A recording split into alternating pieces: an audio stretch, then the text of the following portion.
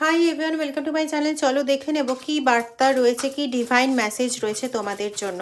হর হর মহাদেব, ওম নমঃ শিবায়, ওম নমঃ শিবায়, ওম নমঃ শিবায়। This was destined. Your prayer have been accepted. Wow. Don't fear, be confident. Please energy exchange করে নাও like, share, subscribe এবং কমেন্টের মাধ্যমে। প্লিজ পারলে পরে ভিডিওটা একটু শেয়ার করে দিও, আর যারা এখনও সাবস্ক্রাইব করোনি সাবস্ক্রাইব করে বেল আইকনটা প্রেস করে দিও। What you lost was never made for you. Abundance and prosperity, very good, খুব ভালো হোক, খুব। Soon you will understand hidden blessings. Last আরেকটা কার্ড নেব। Trust is needed. দেখো, এই কথাটা বারংবার আমাকেও আমার গুরুও বলেছেন, আমিও তোমাদের বলছি এবং আমি দেখেছি যে বিশ্বাস যেখানে যতটা থাকে সেখানে না চমৎকারও ততটাই হয়। প্রত্যেকটা তালার চাবি থাকে, আমরা জানি।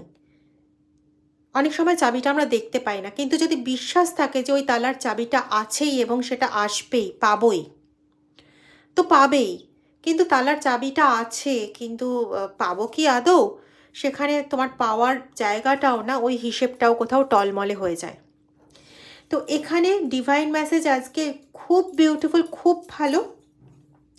সেখানে তোমাকে বলা হচ্ছে যে এমন অনেক সময় হয়েছে তোমার মনে হয়েছে যে ঈশ্বর তোমার বিরুদ্ধে, ঈশ্বর তোমার সঙ্গে যা করেছেন সেটা উচিত হয়নি ইত্যাদি ইত্যাদি অনেক কিছু মনে হয়েছে, কিন্তু ঈশ্বরের তরফ থেকে মেসেজটা যে একদিন তুমি বুঝতে পারবে, এবং সেই দিনে খুব একটা দেরি নেই, তুমি বুঝতে পারবে যে কেন তোমাকে সেই জিনিসটা তখন দেওয়া হয়নি।